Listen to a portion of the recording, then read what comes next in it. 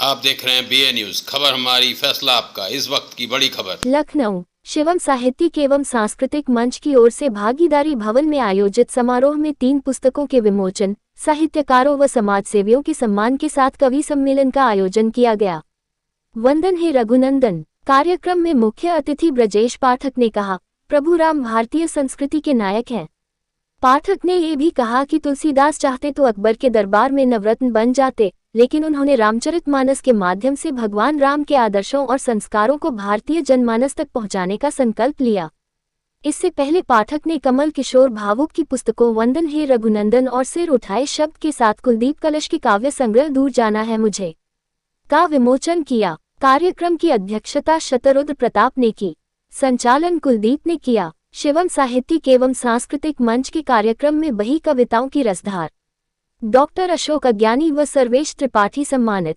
अमृतान साहित्यिक संस्था के संस्थापक और वरिष्ठ कवि डॉक्टर अशोक अज्ञानी और डॉक्टर सर्वेश त्रिपाठी को उप मुख्यमंत्री ब्रजेश पाठक ने सम्मानित किया। 50 से अधिक बार रक्तदान करने वाले समाजसेवियों को भी सम्मान दिया गया।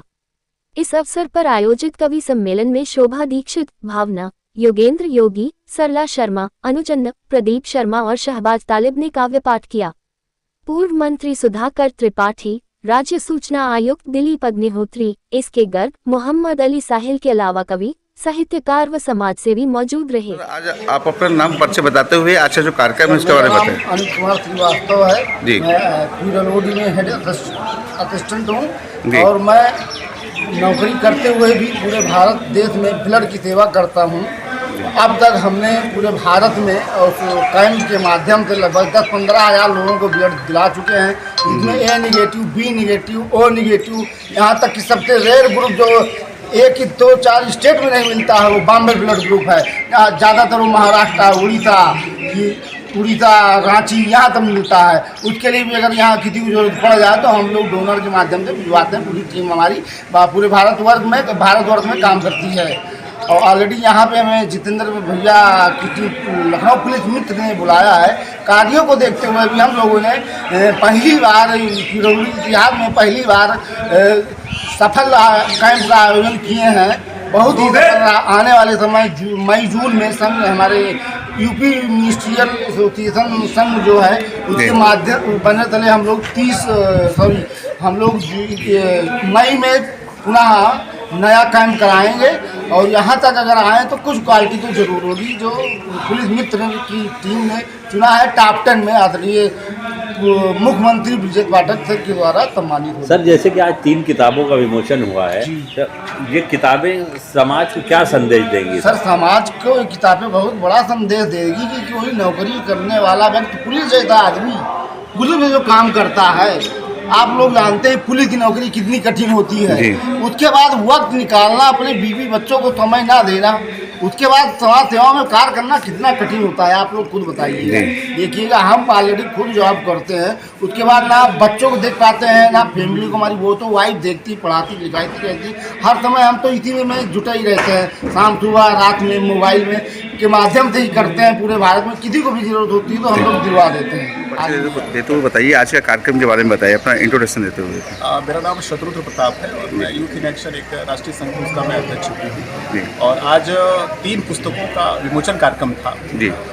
वंदन हे रघुनंदन, दूर जाना है मुझे, और सिर उठाए सब, कमल किशोर भावुक जी और उनके सुपुत्र यशस्वी कवि श्रीमान कुलदीप कलश जी की रचनाओं का आज विमोचन होना था जी। और लखनऊ के कई ऐसे सामाजिक जो सामाजिक काम कर रहे हैं उनका सम्मान कार्यक्रम भी था, जिसमें मुख्य अतिथि के नाते उत्तर प्रदेश के यशस्वी उप मुख्यमंत्री माननीय ब्रजेश पाठक जी थे, सुधाकर त्रिपाठी जी थे, कुछ और अधिकारीगण थे, और यहाँ पर लखनऊ के अन्य सामाजिक जो प्राणी उपस्थित थे। सर, आज जो कार्यक्रम था कितने लोगों को सम्मानित दी गए? सम्मान समारोह कार्यक्रम भी था, कवि सम्मेलन भी था, बहुत सारे कार्यक्रम थे। कवि सम्मेलन भी है, सांस्कृतिक कार्यक्रम भी चल रहा है, क्योंकि वास्तव में एक तो कवियों का यहाँ सम्मान भी हुआ है, जो सामाजिक काम करते हैं उनका भी सम्मान हुआ है।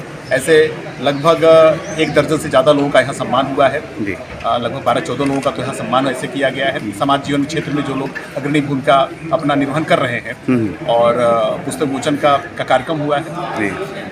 जैसे कि नाम बहुत अच्छा रखा गया है, वंदन हे रघुनंदन, तो नाम बहुत अच्छा रह गया है, तो नाम के बारे में कुछ कहना चाहेंगे?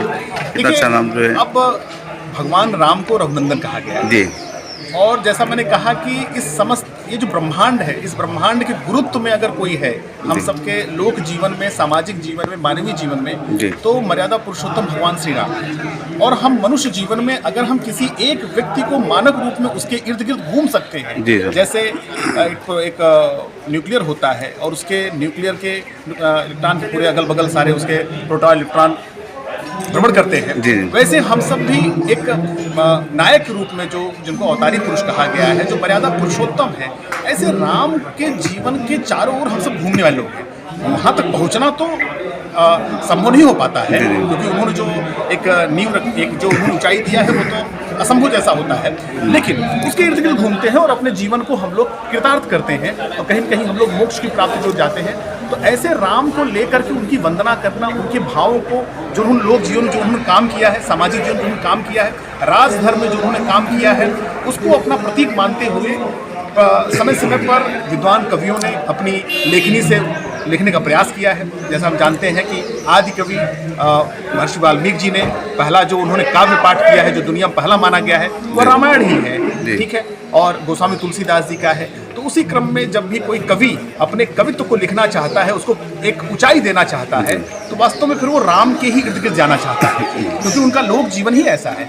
उसी को लेकर के कमल किशोर भावुक जी ने ऐसे बहुत से लोगों का एक साहित्य प्राप्त करके और उसको एक अच्छे से शब्दों के प्रयोग करके उन्होंने वंदन हे रघुनंदन उन्होंने एक रचना उन्होंने किया। सर एक छोटा सा और युवा वर्ग के लिए क्या संदेश देना चाहेंगे इस कार्यक्रम में? वास्तव में देखिए, युवा वर्ग तो किसी भी देश समाज का भविष्य होता है, और जहाँ पर भगवान राम जैसा मर्यादा पुरुष रहा हुआ तो वहाँ पर कवियों का और सभी का कर्तव्य बनता है कि अपने आदर्श महापुरुषों की ओर हमें देखना चाहिए, अपने इतिहास को देखना चाहिए। हमारा वैभवशाली इतिहास क्या है?